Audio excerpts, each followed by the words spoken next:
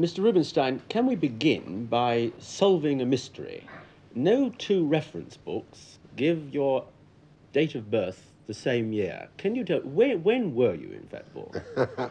Well, I have never seen my birth certificate. Ah.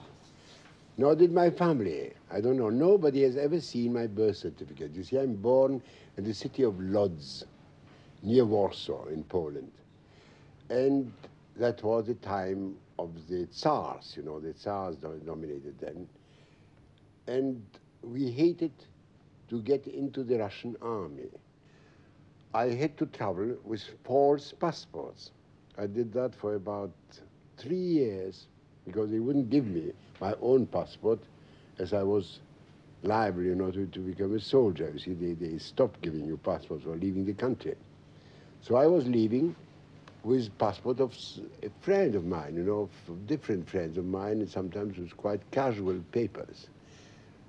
And once I went to Rome, and it appeared that the passport which I borrowed from somebody was not very good for the return.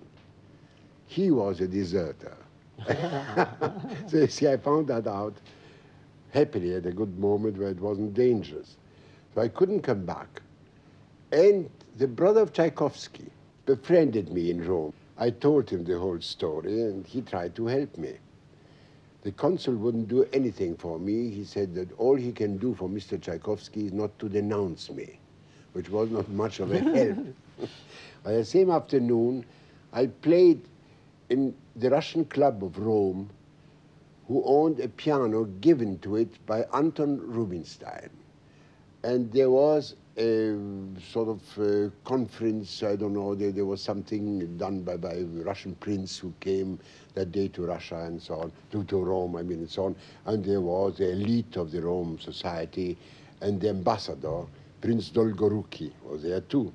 Tchaikovsky told him that I had lost my passport, and could he do something? So the Prince Dolgoruki decided to give me a present. He said that I will come to your concert, young man, and I will bring you a nice present. And this present was a diplomatic passport, imagine. Number one. He has never given one before. He asked me for my age. And I could not declare the military age, you know, the right age for being called to the army, you know.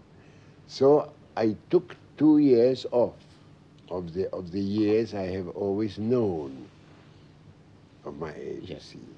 Instead of the year 87, I said I was born in 89. And that was written down into that document.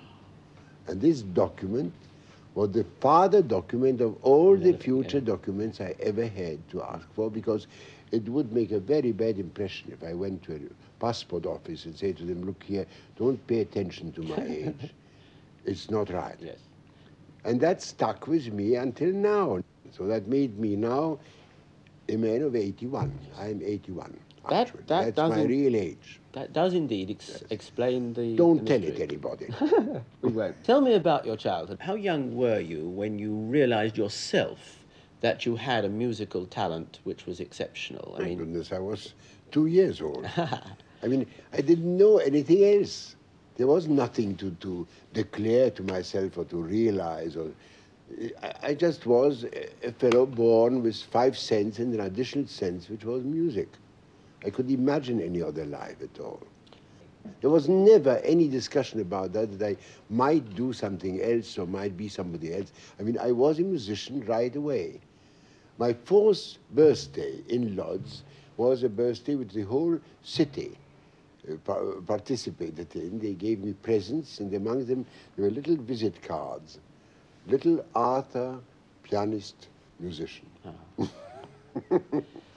How early did you begin to listen to music, public music, that is, concerts? Well, I was taken to a concert where I heard Grieg's Peer Gynt Suite, which was my beloved work for about a year. I was trying to play it all the time and so on. Then I heard a pianist called Joseph Sliwinski, who impressed me very much. Very good-looking man who played many wrong notes, but the right notes were right, you know. He was a pupil of Anton Rubinstein. Impressed me very much, too. But then my parents took me also, that was not very clever of them. They took me to Aida. I was only 4 or 5, I don't remember. I was a very little boy. And I was so scared by the trombones, you know, by the sound of the thing, that I just cried out. They couldn't calm me. They had to take me home. And for quite a long while, I couldn't see a trombone without being scared to death, you see. I was too delicate for fear, you know. That was a bit too much for me. But you were obviously a child prodigy. It does struck you too that there's something strange that one child should be suddenly phenomenally gifted and another child apparently the same. Well, it is funny to say, but I resented that mostly when I was a tiny baby, when I was 3, 4 years old. Because then, as all the babies, you see, when I jumped, for instance, 3 steps of a staircase, you know, it's a risk for a little boy. You see, I felt very courageous in doing that. I was very proud if I succeeded in doing it without falling. But I saw the complete indifference of my surrounding. My parents, my sisters, they paid no attention to it. But when I played the piano, it was for me as natural as to sleep or to eat. Then they went all over me, you know, covered me with chocolates, kissed me all over and so on. Absolutely not. And that angered me. I thought I was let down, you understand? The things which I wanted to be praised for, you know, I missed. You see what I mean? Yes, I do indeed. But later, I took it very naturally. And then I had a great luck in this respect that Mr. Joachim, when he had a great talk with my mother about my future and so on, insisted only on one single thing. He said that I will not have that boy being exploited as a wunderkind, you know, a child prodigy. And this I owe it to him. That's a great thing he had done for me. I was left alone. You see, of course, I was allowed to play in concerts to show my progress, which is good. I played with an orchestra in Potsdam when I was 11. Then Joachim himself conducted a Mozart concerto for me at the Hochschule, at the big concert there. And then I gave, with his consent, a big concert of my own with the Philharmonic Orchestra in Berlin at the age of 13.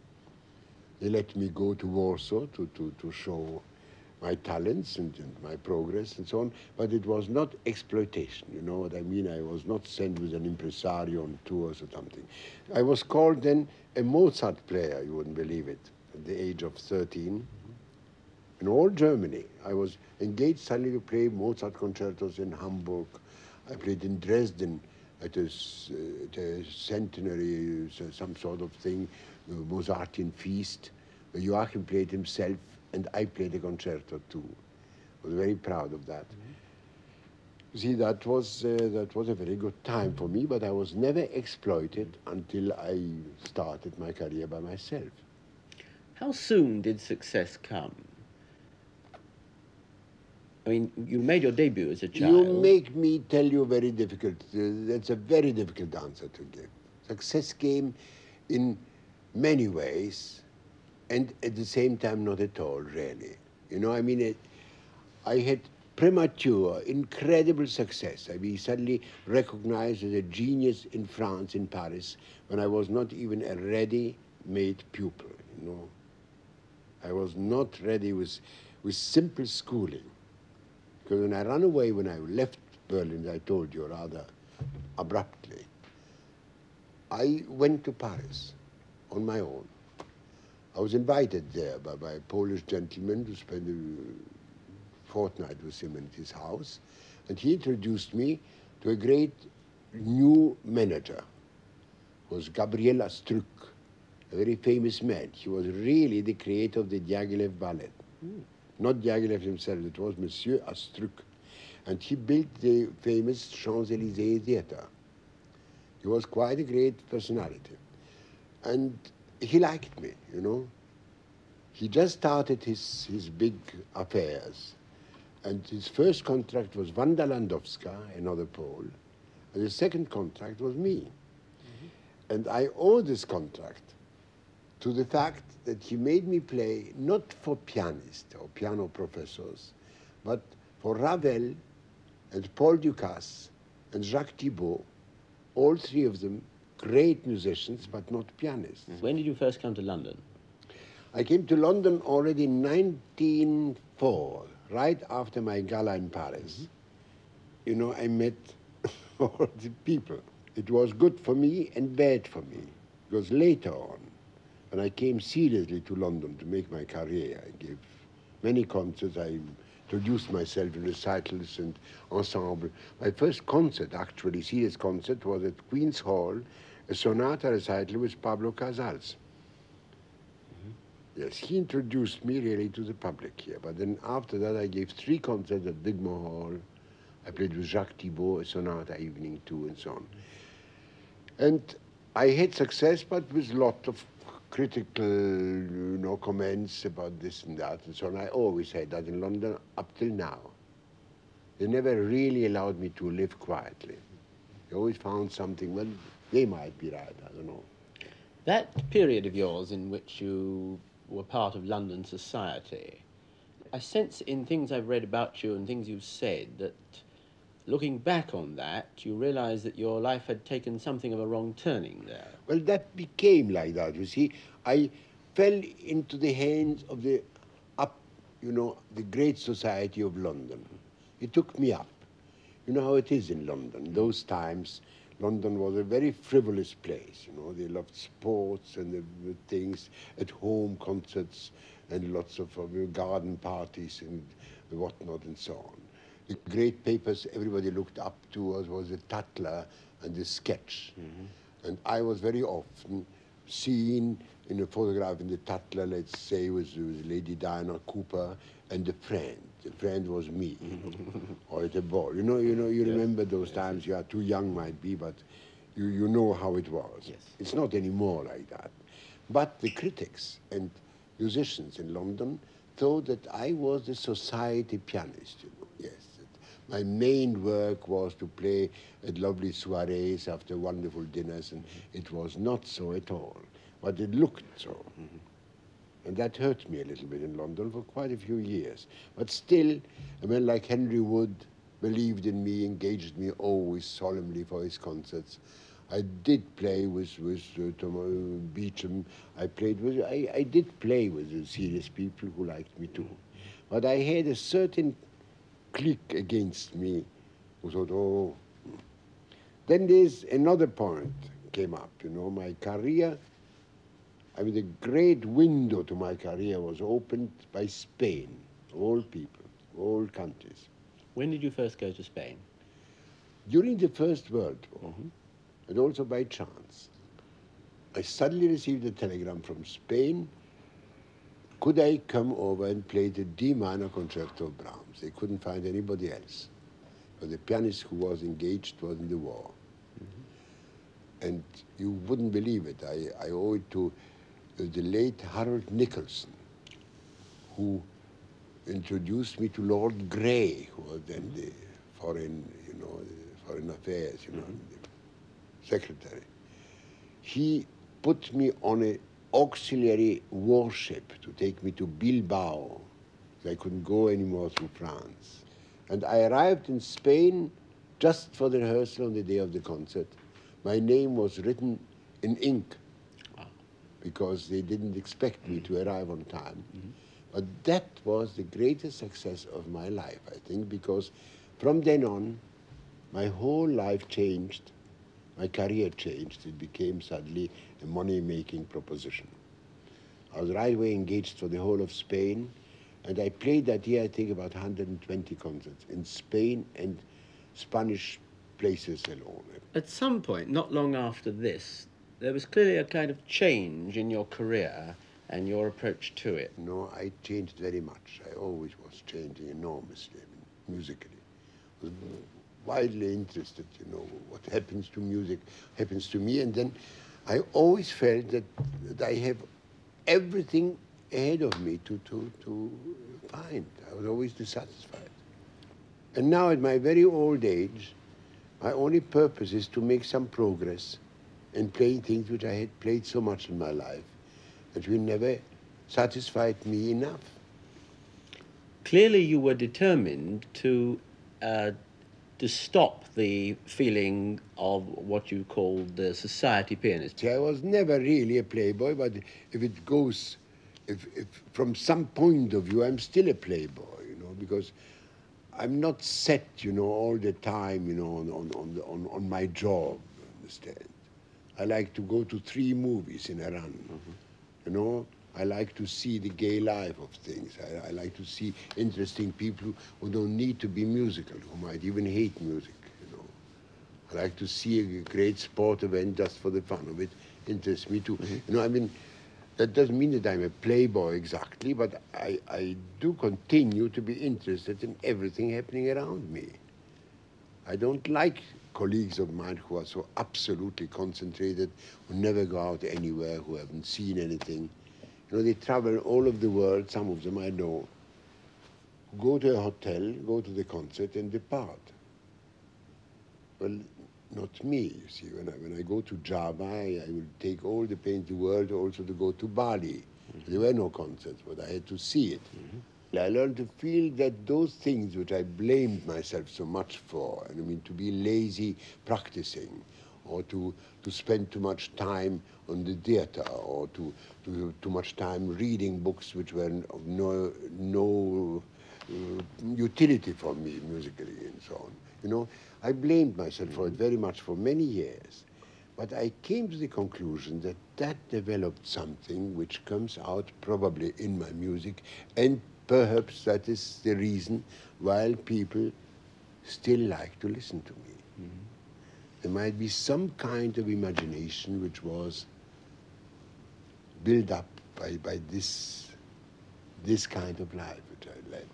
You mentioned this point about practicing. Here also I would like to clear up a mystery. How much do you practice regularly? Now, this is rather an impossible question, you see, because I'm leading a life which doesn't allow any sort of amount of practicing. A work which you've played many times, you won't go over. I wait for the inspiration of the moment to make it new for me and for the others. How does You that... understand that? Yeah. It must be new for me too. How does this happen? I mean, a piece of music that you played over and over again, how is it that it becomes new every time? That's just what I was telling you before. You see that I don't get familiar with them. This is a term which I use quite often. I hate familiarity, but not familiarity in the sense that not to be tapped on my shoulder or something. I don't like to be too close, you know, to handle things which are sacred to me, which are noble, which are to be handled with care, with tenderness, with love, in too familiar a way. You know, when you play constantly the same passages of a beautiful, gorgeous work, and you put them in your pockets, as I call, you know, there's this, and now I have this passage, and now I have this passage. Then they take it out of their pockets and not out of their hearts. I claim always that I need in a concert one drop, at least one drop of fresh blood.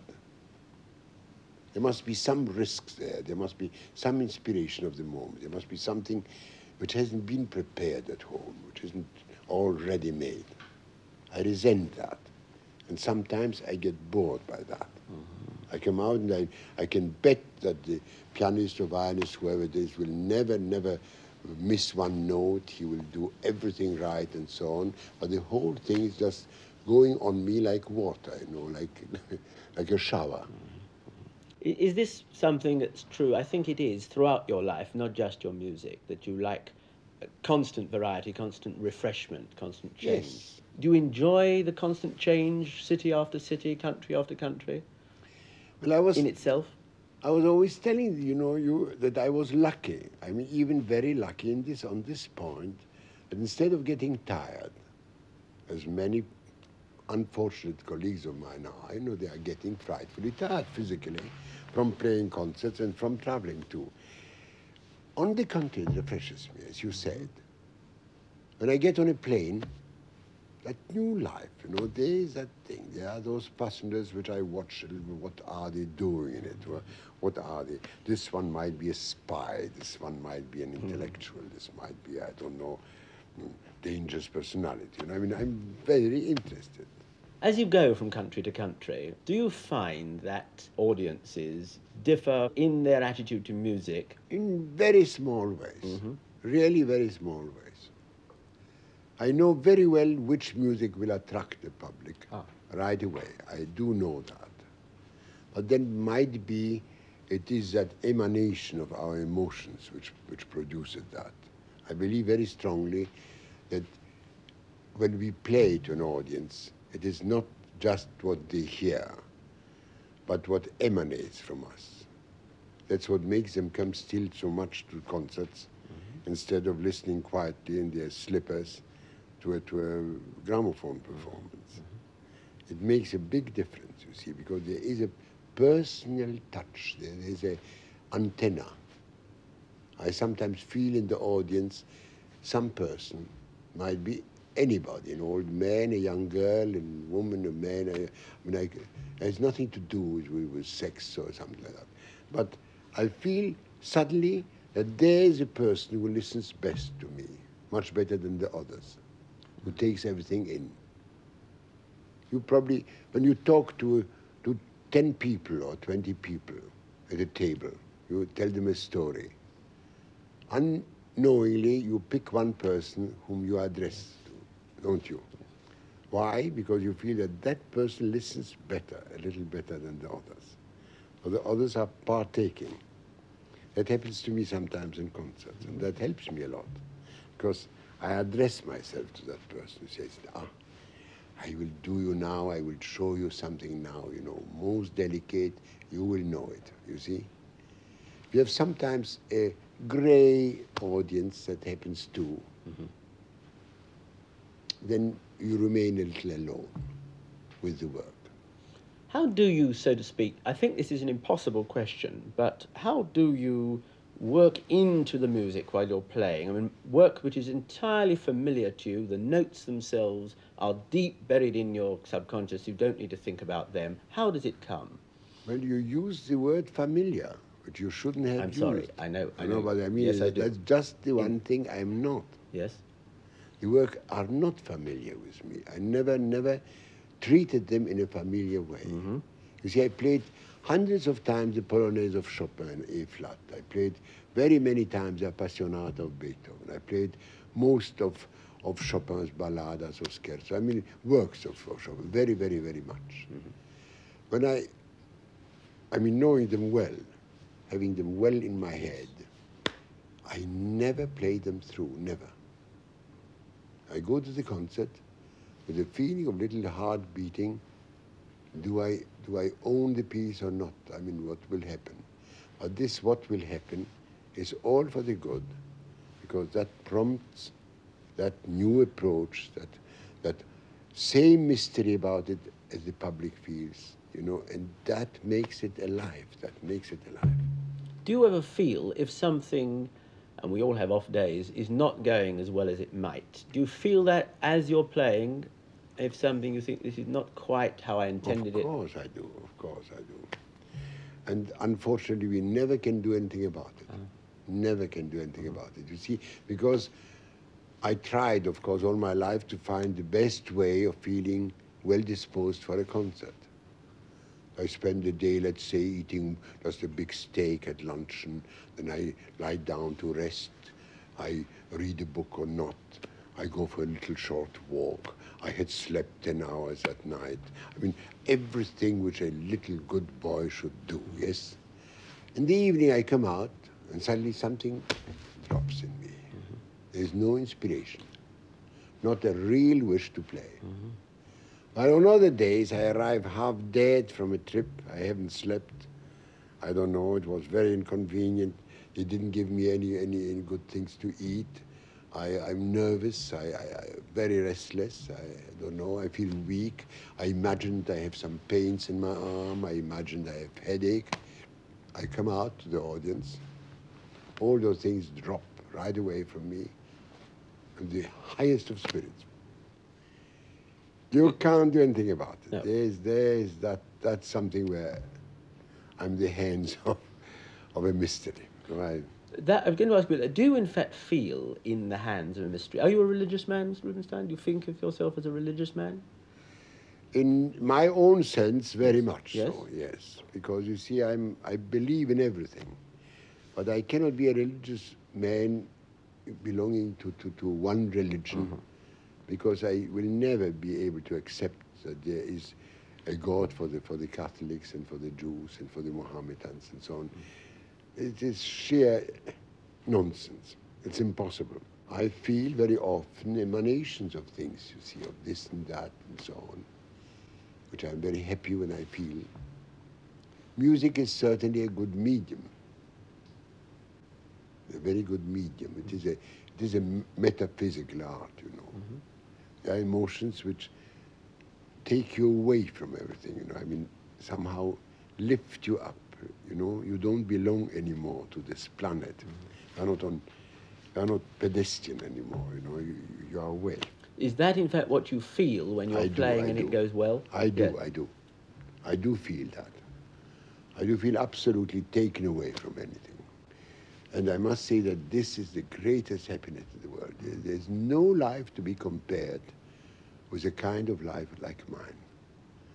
And if you allow me to say something almost indecent, you know, with presumption, with thing, I really have never met anybody as happy as I am, you know.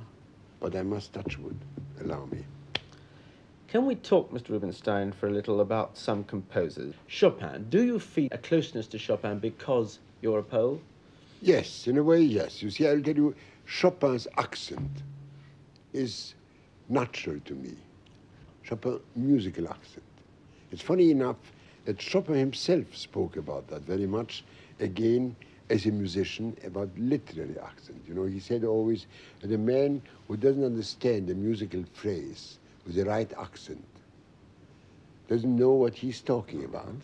Just like a man who would tell you a phrase, linking phrase together, you know, which makes no sense at all, because he doesn't know where the commas and where the things come in, you see. Yeah. So his language, his musical language, is perfectly natural to me. But also there's a point of tradition. You know, traditions are always followed up by people, and I think it is a very silly thing to do, because traditions are transmitted always by untalented people mostly. You see, Bach had pupils, Mozart had pupils, Chopin had pupils. They are not particularly talented. They paid money for their lessons. That's all we can say about them. But you can't trust about Beethoven everything which Czerny will tell you, or everything about Mozart what Hummel will tell you, or about of Chopin which a Polish princess will tell you. And yet, people say, oh, the Princess Czartoryska took her mazurkas this way and so on. And Paderewski, for instance, was the father of a very, very poor tradition for Chopin. Exaggerated, he was very affected in it. He was simply a marvelous personality. He was a great, unforgettably marvelous personality, you know. That what made him a great speaker, made him even a politician, I mean, whatever he chose to be. But as a pianist, he rather did not do well, you know. That's very strange. In spite of his being a legendary pianist, you know, great personality and so on. Is it also in Chopin the romanticism which attracts you? You know, Chopin was not really romantic. He lived in a romantic time. Yeah. So, of course, he used the idiom of the romantics. But he was not at all romantic. He was a passionate adept of Bach and Mozart, and rather suspicious of Beethoven. You see, he knew the genius of Beethoven. He would be a bad musician if he hadn't. He gave the sonatas to his pupils, you know, and with deepest respect and so on. But he was suspicious of Beethoven's romanticism. That what made him dislike, actually, the music of Schumann, because he found too much romantic literature in it. And in a way, from his point of view, I understand he was right. He learned his trade from Bach and Mozart. And really, those two were not romantic. They were pure. His music That's just it, you see. I mean, I feel now, being very old and being decried as a good Chopin player, that I might be again a father of a tradition, you know. Now, young people try to play Chopin very straight, sometimes too straight for my taste, you know, too quick, too indifferent. But that's what I mean. The accent of Chopin is easy to me. You see, Mozart, for instance, you see, whom I worship, I adore Mozart. He moves me. I absolutely adore Mozart. If it comes to something, I don't know, I think I love him best of all, in a way. Well, I played Mozart as a little boy with such conviction that he couldn't be played otherwise, that I probably was right. Therefore, I was accepted as a great potential Mozart player. Then they wouldn't have my Mozart anymore. They wanted Tchaikovsky and Rachmaninoff and Liszt and Chopin and Spanish music, you know. They thought I was great temperamental. It was only due because I didn't work enough, as I told you. I made my success with those things easier. But I came back to Mozart with the permission of my public now, lately. But now it is much more difficult for me. By the way, Schnabel said something very charming about Mozart when he was approached why he doesn't play so many sonatas in his concerts. He said, oh, Mozart too easy for children, too difficult for artists. Oh. And there is so much truth in it. But you see, that's some are more difficult, you know. There's a remark which goes with that one of Schnabel's. I forgot who made it. Somebody who said that the angels in heaven play Bach as their duty, but for their own private pleasure they play Mozart. And I think the same may be true of an honorary angel like you, is it not? Bach, do you ever feel with Bach? I don't know. You see, Bach has been frightfully mishandled for many, many, many years. But there was the Bach who is also the menace to children, you know, to learn inventions and things and so on. They play à contre-cœur, you know, they don't like to do it. They think it is a dredge, you know, it is a sort of a terrible thing for them. Then there are those who invent a Bach which I'm not always quite in accord with. For instance, the violinist and cellist who play the solo sonatas of Bach. You see, I'm convinced that Bach, being deprived of the modern piano, he was only, you know, he had only those primitive instruments, you know, pre-piano instruments and the organ. He didn't have a really singing instrument which gave his all, you know, I mean, could sing out his things. So, pardon me, so he made, for instance, a double concerto for two violins with things. He made many things for instruments, you know, for flute, for things, solo instruments, so on, and made to hear a singing tone, the violin play a whole sonata, a suite alone, and the cello too. But it was rather like a study for him, for what it could be. I don't think that he really imagined that a chaconne, the sonata of the chaconne, should be a life like that, like it was. He was too much of a polyphonist, you know. He was too much of a great music thinker, you know, a man who was the master of contrapoint, you know. Couldn't be satisfied with this one note and from time to time an arpeggio chord, you know, to help it up. I believe that if he had known the modern piano, we would have most of his great orgel work written for piano. I'm practically convinced of that. He was missing an instrument which he needed, you know. And Beethoven, I think he does not stand quite as high with you as with many people. Oh, no. Yeah, you are mistaken. Yes? Oh, no. They are mistaken. You see, I have a tremendous love for Beethoven. Some of his works are for me supreme, absolutely. There are two quartets, for instance, which I cannot listen to. I'm afraid of them because they made me cry. They make me cry even now. I can't resist them, you know. They get hold of me to such an extent. No, no, no, no, no. I'm deeply, deeply. Oh, I adore Beethoven. But that is another thing. You see, Beethoven is a man who was a super romantic. You know, he was much more romantic than Schumann was. Because Schumann was satisfied with his illustration, you know, with his theme, with his literary you know, but not Beethoven. Beethoven was a super romantic in the way that he was writing suddenly one phrase with reproach, must it be?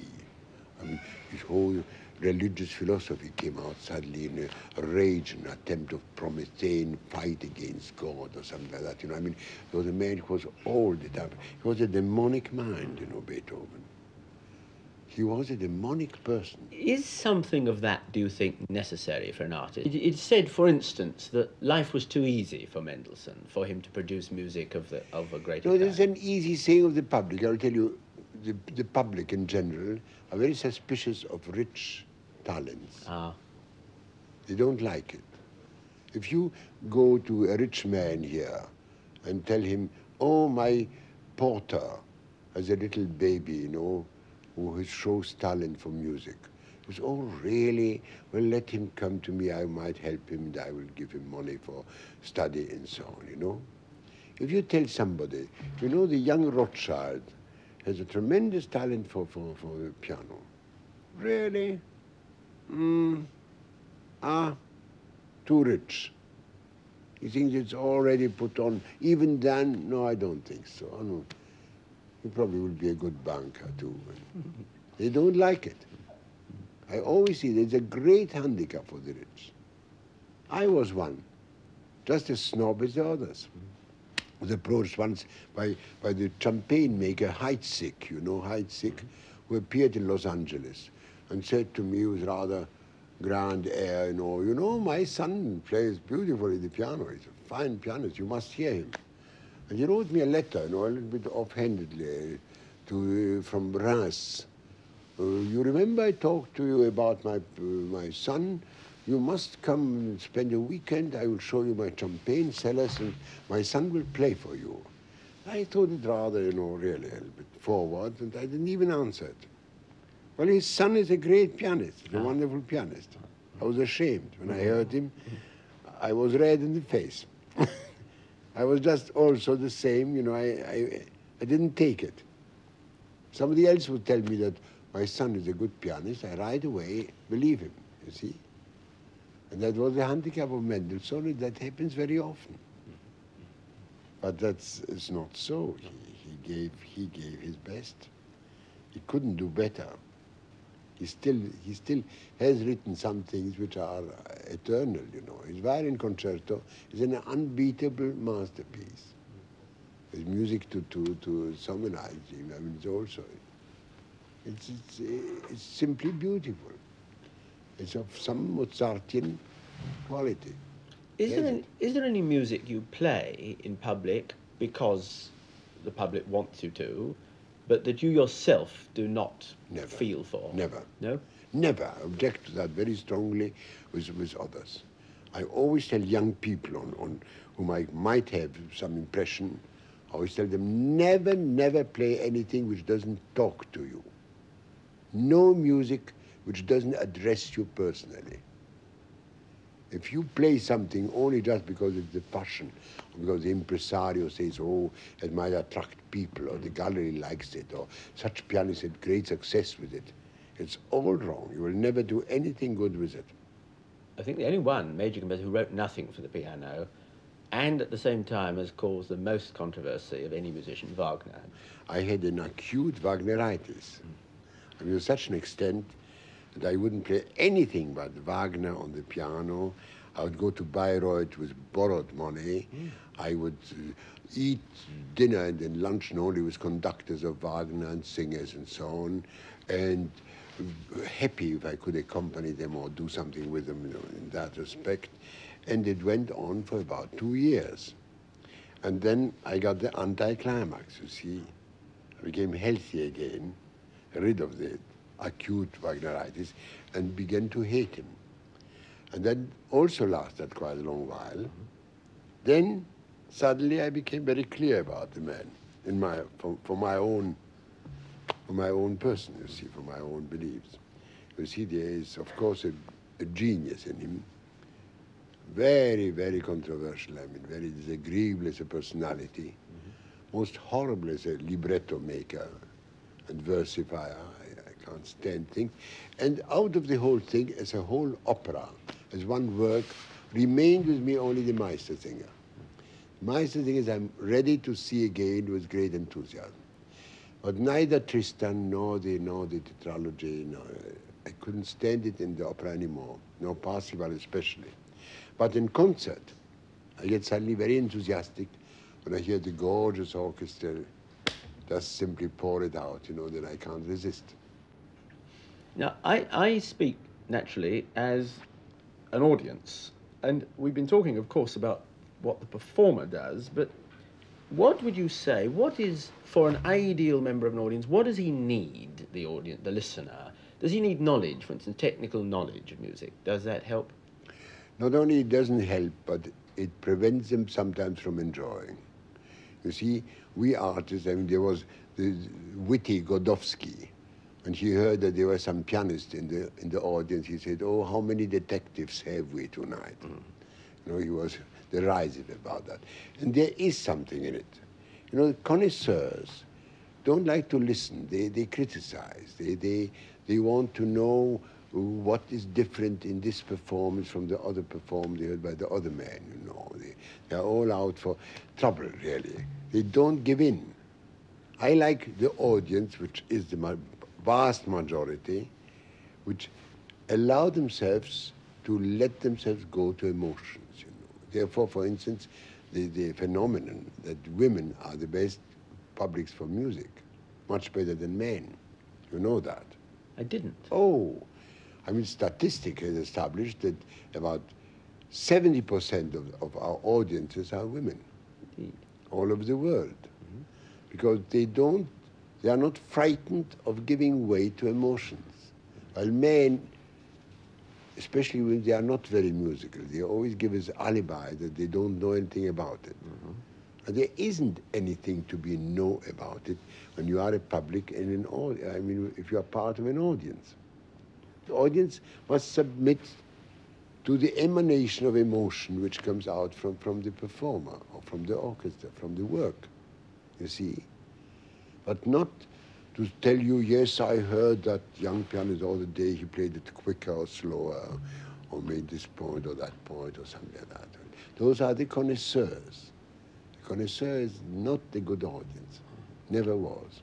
Tell me, must music, in your opinion, be emotional? Must it communicate by emotion only? I think that music which doesn't give an emotion of some sort, I mean, it might give an emotion even of anger if you want to know, but if it doesn't produce an emotion, has no sense for me. Therefore, I cannot understand the quite modern expression of music. I mean, Mr. Stockhausen, I can't understand it. They deny the necessity of any emotion. They think that the work must be well composed, well set together. But that's not enough for me. It's for me exactly like if a book had a beautiful binding, perfect made pages, gold-edged and so on, but the pages are empty. But when you were younger, were there contemporary composers whom you, so to speak, introduced as But of many course, I fought for them. I was hissed very often. For? I played a Debussy piece in Warsaw in the year 1904. And I was hissed by the audience. They said it was crazy. What was that? I played even as late as Shostakovich. I played preludes of Shostakovich, which he gave me in Moscow when I was there on a visit. That was in 32, 33 or something like that. No, 32. I came out and I played it in Milano. The public was furious. The professors of the academy were furious with me. Why could you play such a horrible thing? I mean, I suffered for it quite a lot. I was fighting for music of my contemporaries, but later on, well, after Prokofiev, Bartok, whom I understand well, and so on, I lost my touch with the ultra-modern music. Stravinsky, of course, was a personal friend, and I adored him. We are like brothers, you know. He wrote for me this Petrushka thing for the piano, and dedicated me another thing which he calls piano rag music, which I never played in public, because he started already that sort of piano music. He considered the only piano music in existence, because all the other piano music written before was written for the wrong instrument, because piano is a percussion instrument. Yes. This is interesting because he has always said that the piano is a percussion instrument. Yes. This must be contrary to everything Always. you feel and believe. We started our friendship by a violent quarrel about the piano. It never stopped us for loving each other very much. But this point was always a high, violent quarrel, you know. Because I pretended the piano was the most lovely singing instrument, the purest of them all. He said that's sheer nonsense, that all the works of Chopin, Schumann, Beethoven, they were absolutely useless because written for the wrong instrument. Do you teach, Mr. Rubinstein? Well, I teach not professionally. I teach with passion. But as I play so much in public, I don't think I have the right to call myself a teacher, because a teacher involves discipline and continuation of his work. You know, I mean, I wouldn't dare to take a talented youngster and tell him suddenly, yes, now I'm going on tour for 4 months, and I'll give you a few lessons again next spring, and then again I'm going away. This is not right. One shouldn't do that. But when I have an occasion to help a young pianist who is finished already and who is giving concerts, then I never miss that occasion. I had a few very fine pupils, and I have a passion for it, I must tell you. I love it. What do you try to communicate? What is it that you want to teach them, to instill into them? I not so much communicate, I try to discover who they are for them. You see, I think that one has relied too much, too long on methods for everyone. And that's very wrong in art. The great master, the great professor, is the one who discovers possibilities and impossibilities in his pupil. I had good results with it, I must say. What about composition? Have you ever composed? Do you write? Yes, of course, like every youngster, like every young pianist, I have composed, but I was clever enough to notice that it was all imitation, you know, that it was not the real thing. And I must say that I consider that my only superiority over poor Anton Rubinstein. You know, he was publishing too much of his work, and much of it has disappeared completely. Imagine, he neglected his piano for years because of his composition. I think not many great performing artists have also been composers, at least not serious composers. Schnabel wrote music, but nobody, I mean, I once heard a symphony of Schnabel's, but nobody... Rachmaninoff was a better pianist, I think, than a composer. Really? Yes. That's the only one I can think of. Well, Liszt was probably also a better pianist. I haven't heard him, unfortunately, but I mean, I think he was a greater pianist than he was a composer. But he was a great composer, too. He was quite a great composer, in spite of everything. The composer sometimes too much listening to the masses and doing it for the masses and for success, for cheap success, for easy success, whatever you say, but there was genius in it, too. But he was a precursor, you know, he was a... what is precursor? Forerunner? What? Forerunner, yes. Forerunner, yes. Because Wagner owes him a lot. Yes. And others too, very much. He owes lots to Chopin again on his own. In any case, performers, well, they say that Beethoven was a beautiful pianist. I think Mozart was a fine pianist too. Do you ever those improvise? times, you know, in those times, they were so much more professional than we are.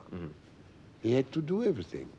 Mozart thought nothing of it, that he was a violinist, he could play the flute, he was a conductor, he wrote operas, he played the piano, he made everything. My joy is to go to the piano and make music. I never try to make exercises of the piano. So right away from morning, whenever I approach the piano, It's my kind of not being familiar with it. I try to make music. I don't like to take it for granted, you see. A final question, Mr. Rubinstein, and I think I know the answer in advance, too. If you had your time over again, would you do anything different? Never. No. Never. Have you no regrets? Not only no regrets, but I told you before, I consider my life the most beautiful, unbelievably beautiful life I've ever heard of.